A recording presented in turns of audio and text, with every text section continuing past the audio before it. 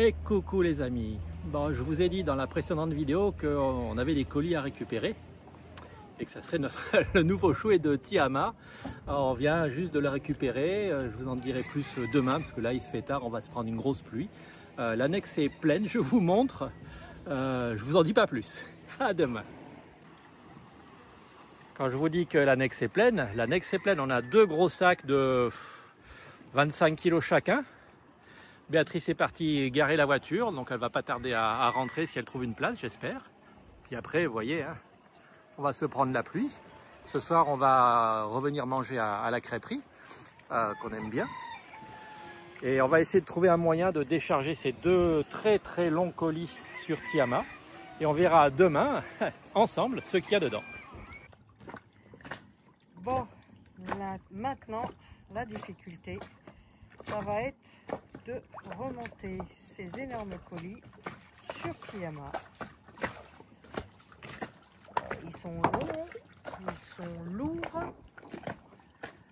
Ben voilà, on va s'y prendre tranquillement. Bonjour les amis, bien, nous sommes le lendemain et nous allons découvrir ce qu'il y a dans ces deux énormes sacs. Suspense. Alors, à votre avis, hop. Déjà, on peut remarquer que l'emballage est super. On va les balancer comme ça. J'ouvre les deux et on déballe. On va faire ça dans l'ordre parce que l'assemblage complet du truc, l'assemblage complet du truc peut nous prendre plus d'une heure. Parce que forcément, je ne vais pas m'y prendre bien du premier coup, hein. Ça serait trop beau. Alors, tiens, je vous donne un indice. Un truc gonflable.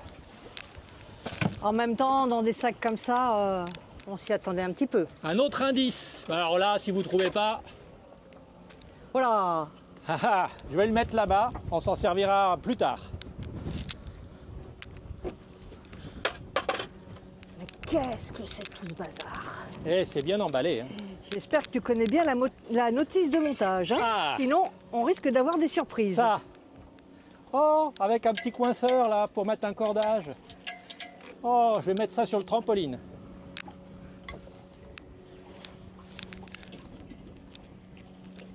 Alors je fais celui qui connaît, mais je connais pas. Ses cadeaux. C'est exactement ça. Ça, bah ça on verra plus tard. Je mets ça là. Ça, c'est à la fin.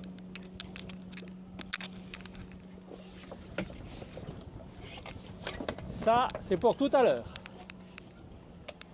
C'est un padel gonflable. Presque. Mais padel très sophistiqué, hein. Et très compliqué. Alors, ça c'est le même que celui qui est là-bas, mais de l'autre côté. Alors je ne sais pas encore lequel est lequel. Hein, on va essayer de ne pas se tromper.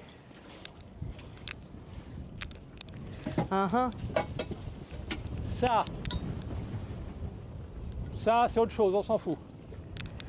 À mon avis, nous on s'en fout pas, ça doit être nécessaire. Ça va avec le premier truc que j'ai posé là-bas. Mais on verra ça plus tard dans l'après-midi. Donc ça, le premier sac, pour le moment, il me va bien. On aura besoin de ça aussi tout à l'heure, mais dans un petit moment. Ouais, mais déballe pas tout. Je ne déballe pas tout, je vous le montre, mais en fait, Béatrice filme mes pieds.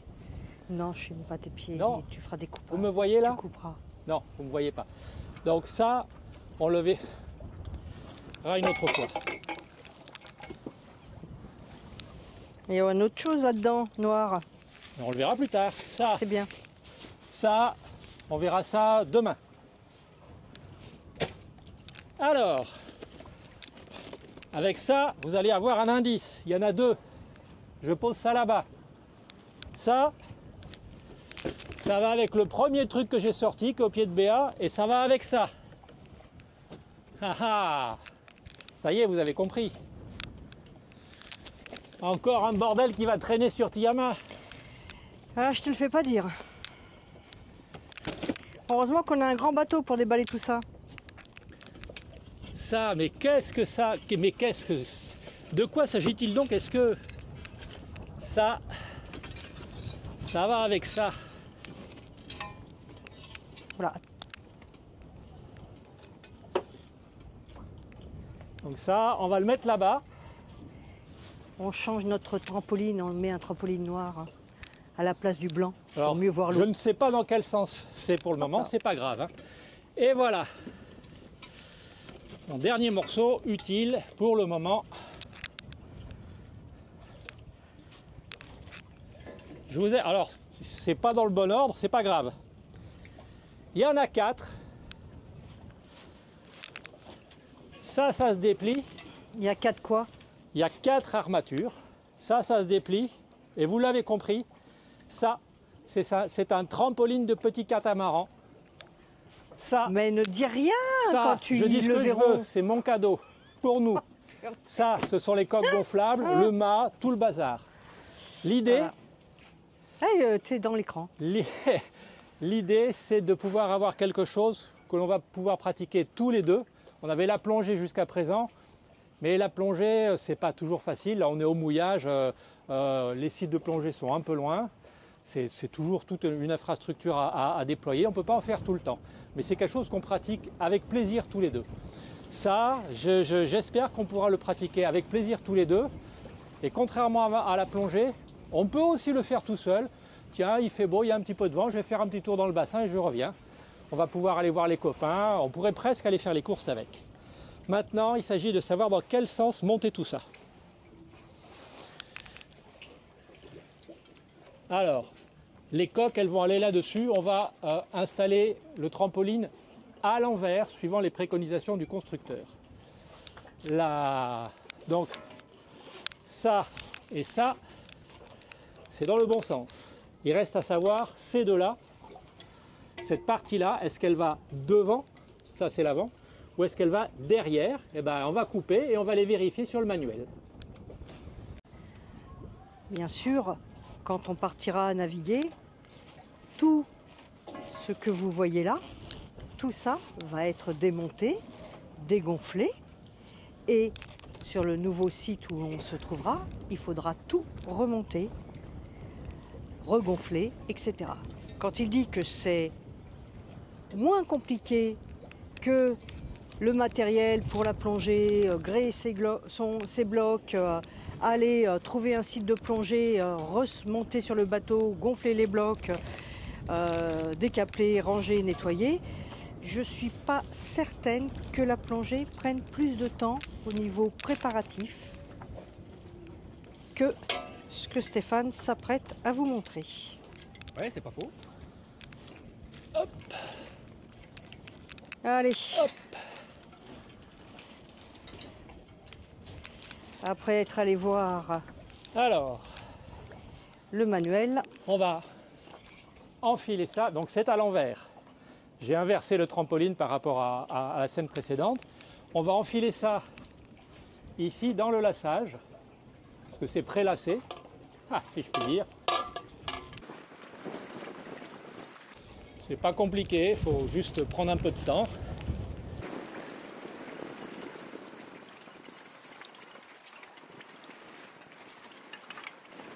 Hop. Même chose de l'autre côté. Là, c'est dans un manchon directement, parce qu'il n'y a pas besoin de lasser des deux côtés. Hein. Le lassage, c'est juste pour tendre le trampoline. Donc ça, ce côté-là est plus facile.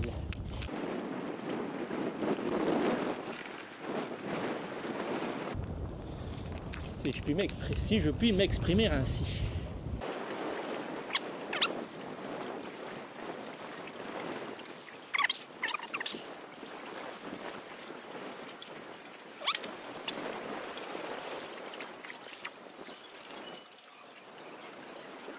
Ça ne veut toujours pas. Bah, tu peux couper. Hein.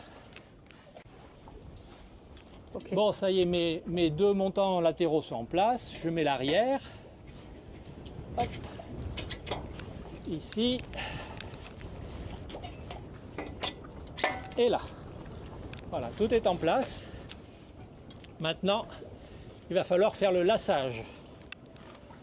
Alors pour le laçage, j'ai des lacets qui sont là-bas en place. J'en ai un ici que je vais retendre, qui va venir s'attacher quelque part sur le montant. Et le râpe de lacet va me permettre d'aller ici. Donc on va serrer cette partie-là, tranquillou.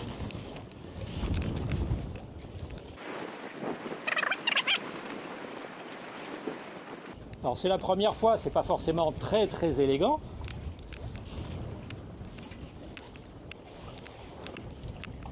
Mais les fois suivantes, ça sera mieux.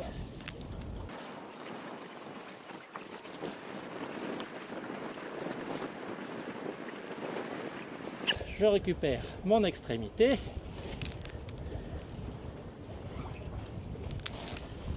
Et là,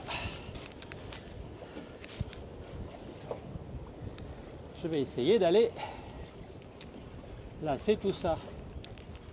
Donc par exemple ici, ce morceau-là, est-ce qu'il faut l'attraper? On va présumer que oui, et qu'il va faire le premier lien. On vérifiera après. Ensuite, on va passer là-dedans. On va passer dessous.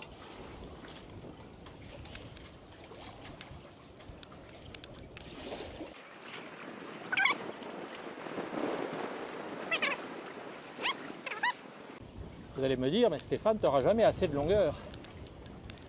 C'est pour ça qu'il faut le faire en plusieurs fois.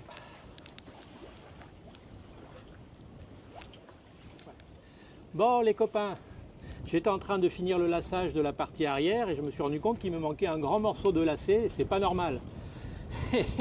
Donc j'ai défait, ce morceau-là n'était pas passé comme il faut. Le laçage venant entourer le tube, il ne fallait pas passer le tube entre chaque rangée de lacets. Donc j'ai tout défait, j'en ai profité pour coller un petit coup de lubrifiant au silicone à l'intérieur pour que ça s'amanche mieux. Là je passe désormais sous mes lacets. Voilà, ce qui fait que j'aurai la longueur qui va bien. Ça va me serrer le trampoline correctement. Erreur de débutant, hein.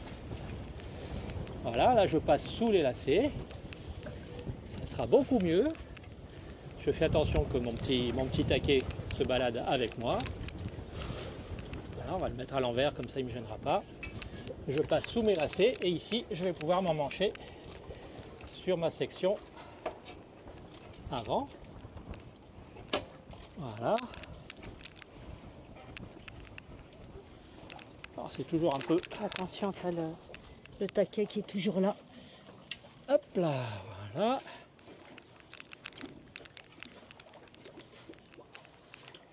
Tu peux mettre ton pied là. Oui.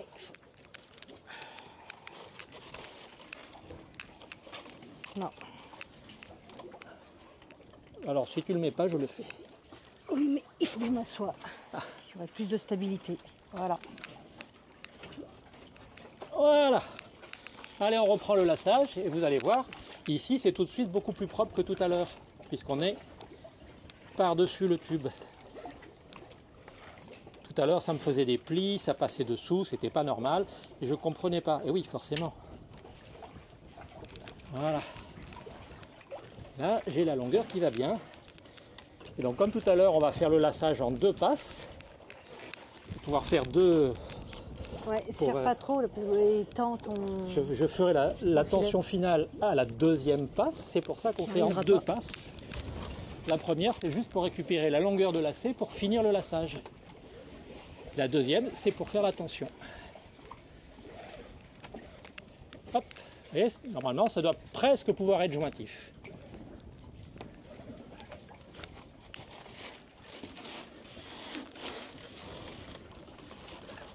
Voilà, c'est quand même beaucoup mieux. Je vais pouvoir mettre ma section arrière en place. Ici, ça on s'en débarrasse. Ça, on enquille. C'est plus facile maintenant que ça a été lubrifié à rentrer? C'est... Surtout à sortir, ça devrait être plus facile. Alors c'est plus facile, oui. L'erreur, parce que je vous le dis encore une fois, les erreurs de débutants, quand on débute, forcément, on en fait beaucoup. Le laçage, On le fait une fois que la pièce arrière est installée, sinon on n'a plus assez de marge pour aller l'enquiller. Rigolo, va.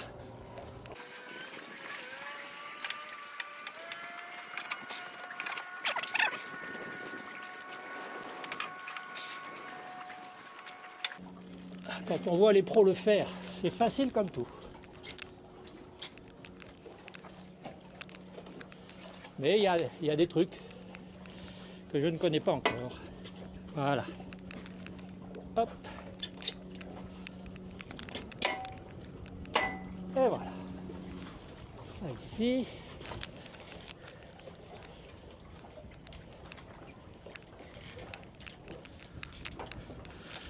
Ça viendra avec le lassage. Allez, on reprend.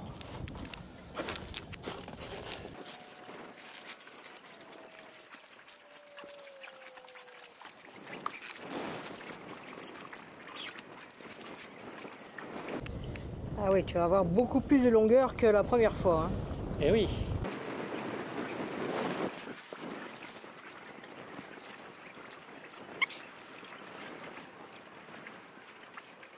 Là, je fais juste un petit nœud pour que ça s'en aille pas. Et je refais mon serrage depuis le départ.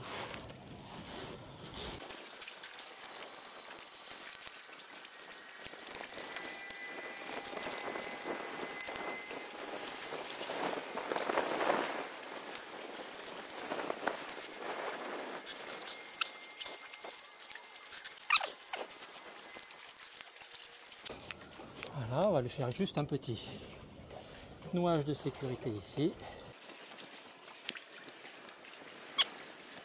Cadre du trampoline monté. Le cadre du trampoline, en fait, quand on va naviguer, quand on va se déplacer de mouillage en mouillage, il est très probable qu'il reste, vous avez vu, c'est pas compliqué, mais c'est un petit peu long à mettre, c'est un peu pénible. Il est probable qu'il reste monté et qu'on l'attache sur le trampoline en arrière. Comme ça, lui sera en place. On va passer à la suite maintenant. On défera tout ça après. Hein. On va passer à la suite, c'est les coques. On peut ranger le lubrifiant. Les coques.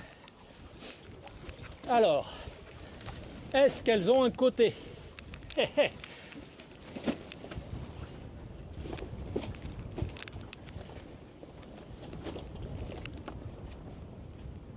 Est-ce qu'elles ont un avant, un arrière? Oui, elles ont un avant, un arrière, évidemment. Ça, c'est l'arrière. Et comment ça, tu le sais? c'est l'avant. Alors, comment je le sais? Comme pour Tiama, les pointes avant sortent très en avant du carré. Ça, c'est le carré sur ces petits catamarans. Et donc, les coques avant vont se terminer quelque part par là. Et elles s'enquillent là-dessus, dans ces petites fentes-là. Et ces petites fentes-là, vous voyez, celle-là me permet d'avoir une grande longueur de vent, mais à l'inverse, celle-là, j'ai une petite longueur derrière. J'ai donc bien le bon sens de ma coque. Après, droite-gauche, c'est une autre affaire. Le marquage est à l'extérieur. Donc, si je m'assemble comme ça, une fois que je vais avoir gonflé ma coque qui sera ici, je pourrai avoir le marquage à l'extérieur, mais il serait écrit à l'envers. Ah oui. Donc cette coque-là, c'est celle-là. On mettra des petits repères verts et rouges tout à l'heure, une fois que ça sera assemblé. Comme ça, la question ne se posera plus. Donc on va mettre les coques en place. Ces deux choses-là permettent d'être enfichées sur ces deux choses-là. Donc on va se mettre comme ça.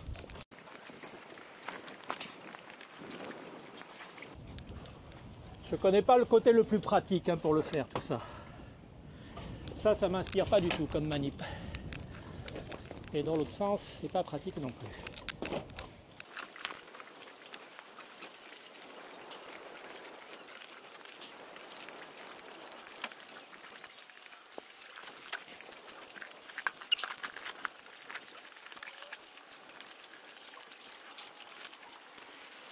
Hop, voilà. toute façon, c'est fait pour que même un neuneu comme moi y arrive. Ensuite, on va prendre... Et tu devrais pas les lubrifier pour faciliter l'entrée? Ah non, le lubrifier du plastique, non. Ça va le... Ah. Ça, les dérives, la partie rouge sur la partie rouge.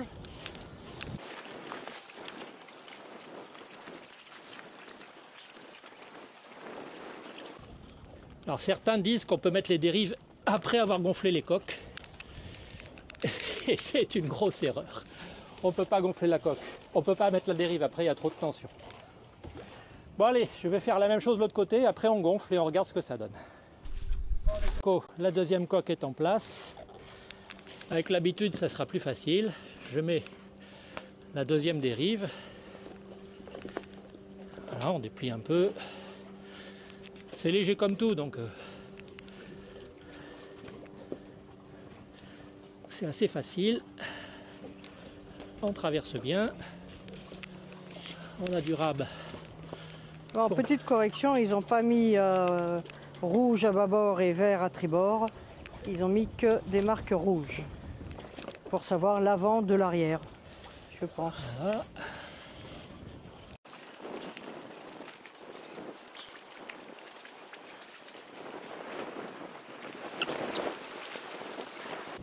Voilà, là on peut l'enquiller au fond. Ici il y a du rab. Voilà, nos coques sont en place.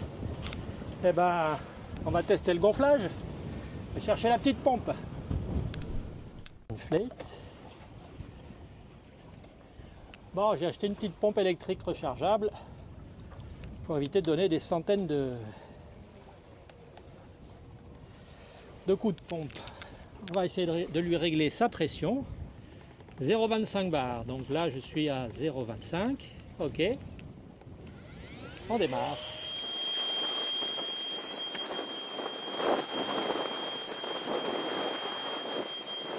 C'est bien de rien faire, hein? Ah, je vous laisse imaginer le nombre de coups de pompe qu'il faudrait. Hein.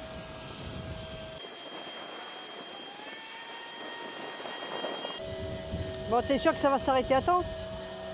C'est fait pour.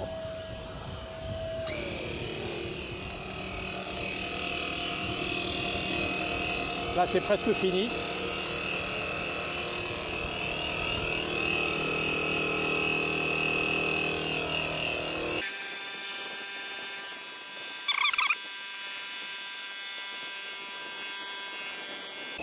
Eh ben, ça fait toute la longueur du trampoline, les amis.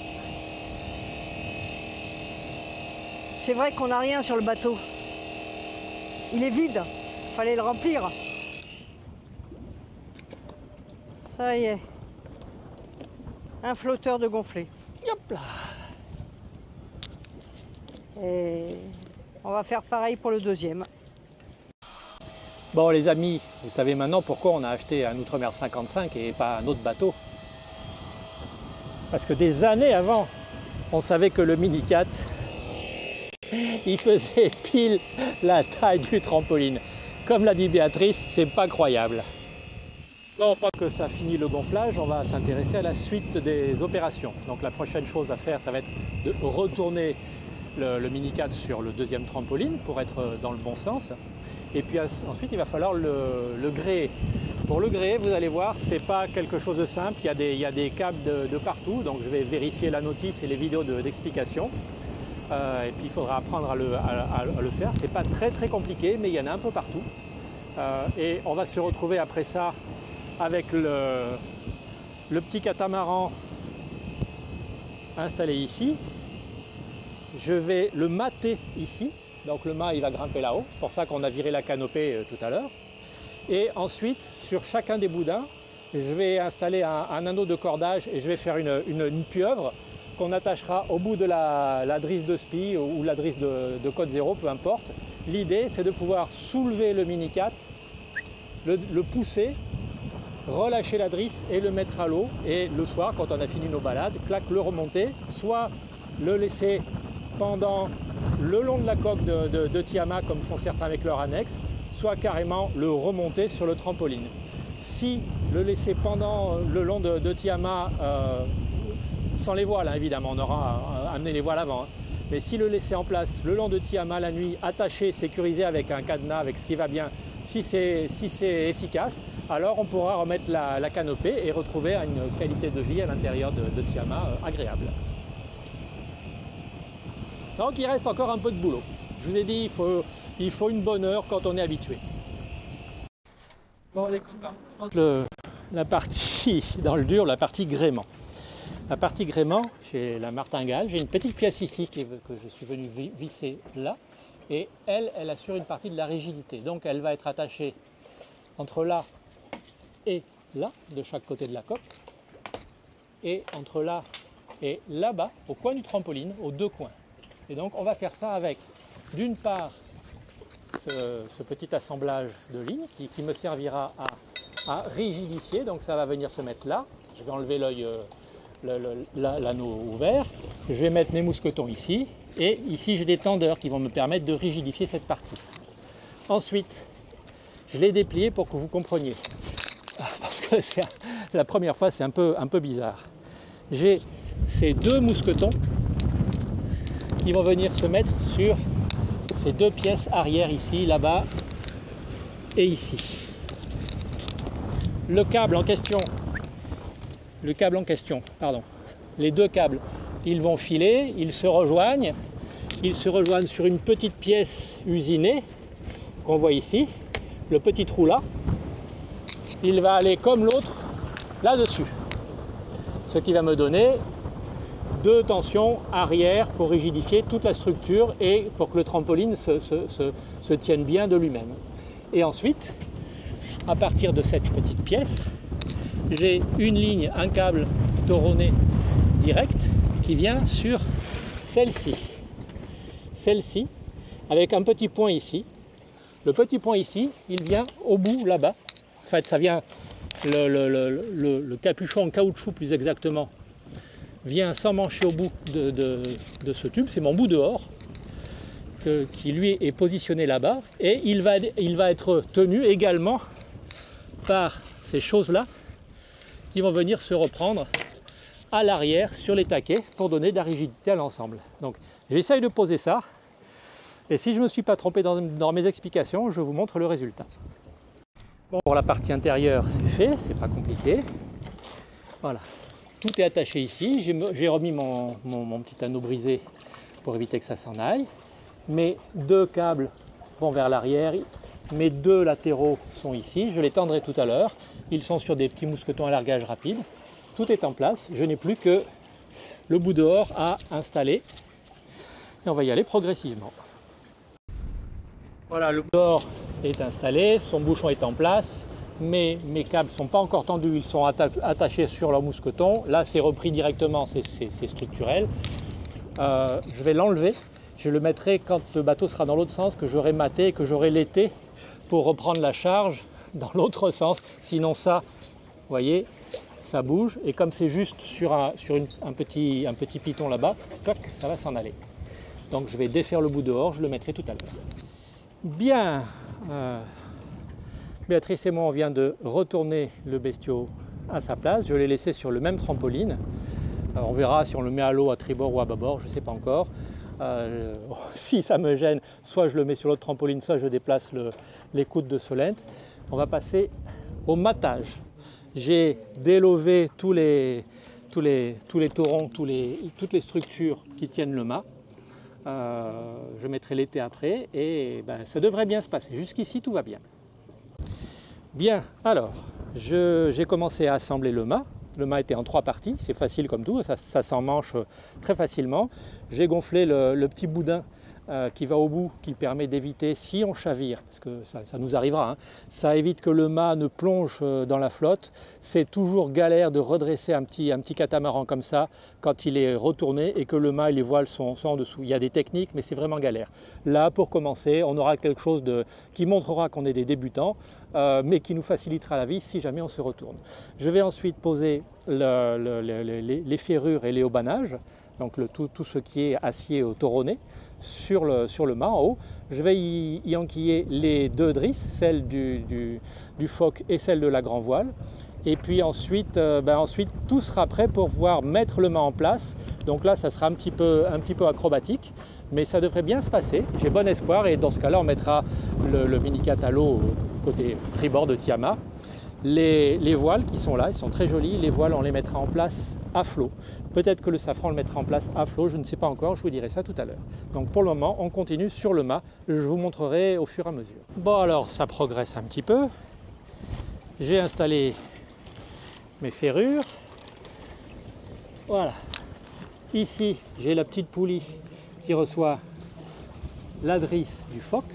Là, on est sur l'avant du bateau. Alors, comme on peut le remarquer, ma drisse, elle est pas passée où il faut. Ce petit morceau-là, hop là, ici, voilà, il devrait passer par-dessus. Donc, je vais la repasser. J'ai installé la drisse de grand voile aussi. Donc, elle devrait être bien, elle est à sa place.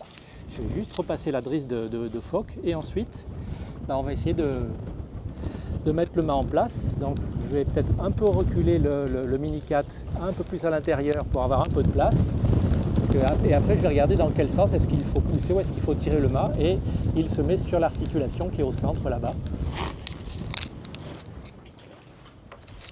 Il se met sur le téton ici. Et après on a le bout dehors qui va venir finalement s'attacher correctement dessus. On va essayer et on va voir. Bon, le mât est prêt. Donc j'ai dit soit je déplace l'écoute de Solent et je fais le matage là-bas, mais en fait je préférais avoir le mini-cat ici, le mater ici et le laisser de ce côté-là. C'est simple, hein, en fonction de l'axe de la baume qu'on a pour éclairer les panneaux solaires une bonne partie de la journée. En fait, on est toujours un tout petit peu incliné par rapport au vent et ce côté-là est un peu plus à l'abri. Vous voyez, le clapot il part par là, ce qui fait que le bateau sera un peu moins en contact sur Tiama. Voilà. Et au pire, je changerai de côté une fois que ça sera à l'eau, mais on va essayer comme ça. Bon les copains, on va passer à la phase, la phase amusante du truc. C'est installer le mât sur le bestiau. C'est libre là-haut, c'est libre autour. Je reprends les galopants sont attachés, donc les haubans aussi. Hop là, c'est rien ça. Les deux côtés, c'est libre. Ça, c'est l'avant du mât ici. J'ai installé l'été en haut du mât. Il est préparé ici. Il viendra s'attacher là, quand je le remonterai tout à l'heure. Donc l'idée maintenant, c'est, puisque je pense que tout est dans le bon sens, c'est de prendre le mât, le monter à la verticale, le poser sur sa rotule. Et une fois qu'il est posé sur sa rotule, le tenir en place, le temps de, avec une main, enlever ça, avec l'autre main, enlever ça, avec la troisième main, tenir le mât. Enfin voilà, ça va être un petit peu amusant. Ça, je peux le remettre dans sa... Mais ça retombe, donc on s'en fout. On essaye, on commence une première fois, on voit ce que ça donne. C'est pas très très lourd, mais il y a beaucoup de porte-à-faux et j'ai le vent contraire. Et vous le voyez aussi, dès que je le prends, ça a tendance à désassembler les trucs. Donc on va venir se mettre un peu plus ici.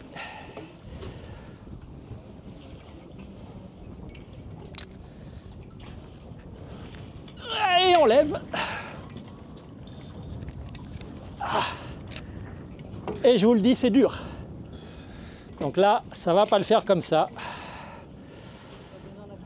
Je ne sais pas si j'ai besoin d'un coup de main. C'est la première fois, je ne peux pas savoir quel coup de main il me faudrait. Tout le problème est là.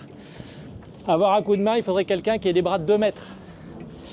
Et avoir un sol solide ici en dessous. Ce n'est pas le cas dans les deux cas.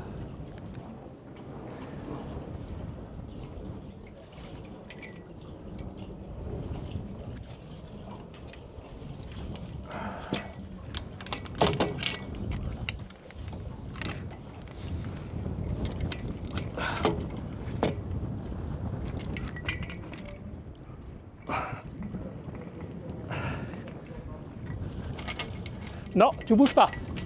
Tu vas venir te mettre là-bas. Non, même pas, parce que tu n'y arriveras pas. Faut que je me démerde.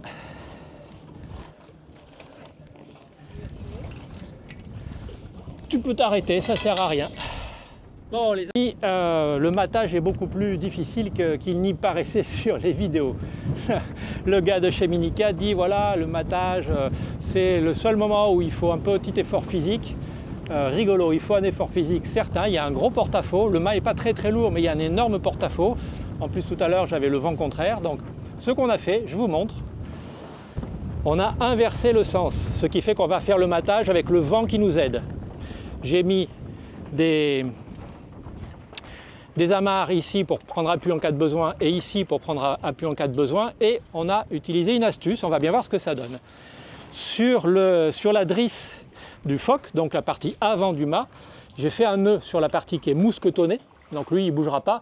On a mis la drisse de spi et au fur et à mesure que je monte, Béa va reprendre la charge sans excès avec la drisse de spi. Si elle prend avec excès, elle va désassembler le mât, ce qui serait embêtant. Mais normalement, si elle suit juste le mouvement, ça va m'aider moi. L'idée, c'est dès que le mât est vertical, je le mets sur son noeuton.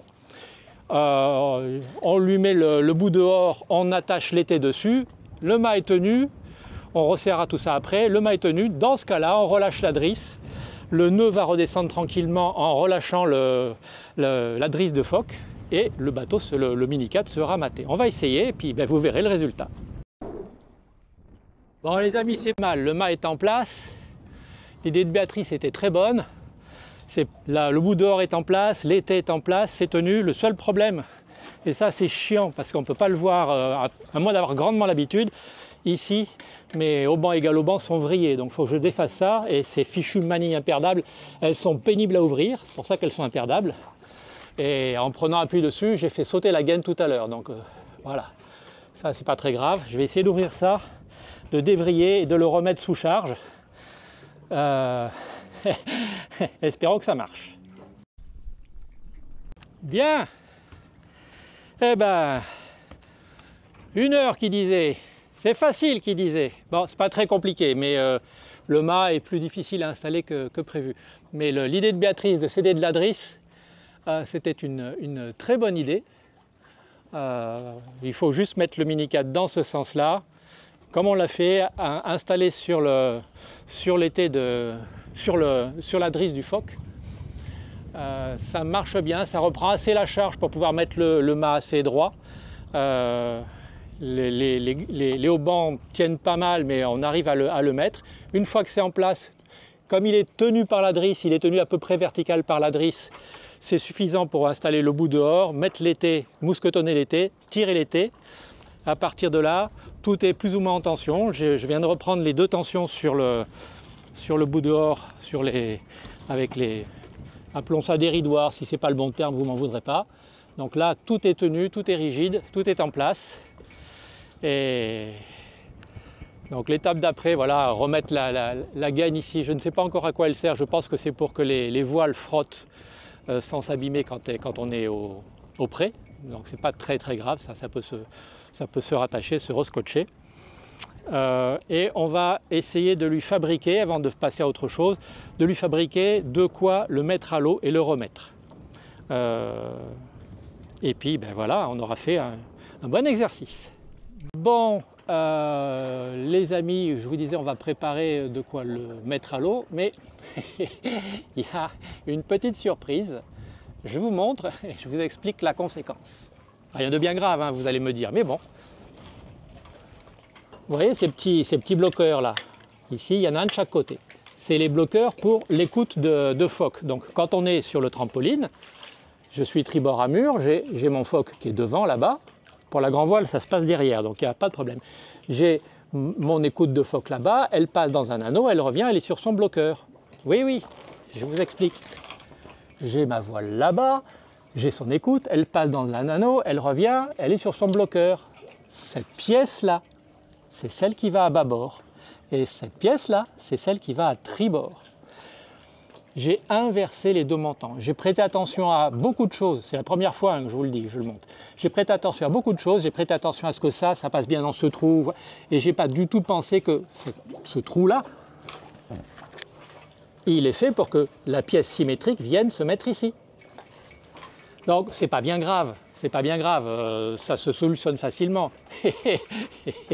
Ça se solutionne facilement. La solution, alors pas ce soir, hein, mais la solution c'est de démater, de reposer le mât, donc de desserrer tout, de retirer les haubans, de dégonfler les coques, de retirer les coques du cadre, de délasser le cadre, démonter le cadre, inverser les deux pièces et puis recommencer la totalité des opérations. Bon, ça sera plus facile ce coup-ci, mais quand on est un âne, on est un âne. On fera ça demain. Allez, pour ce soir, ça suffit.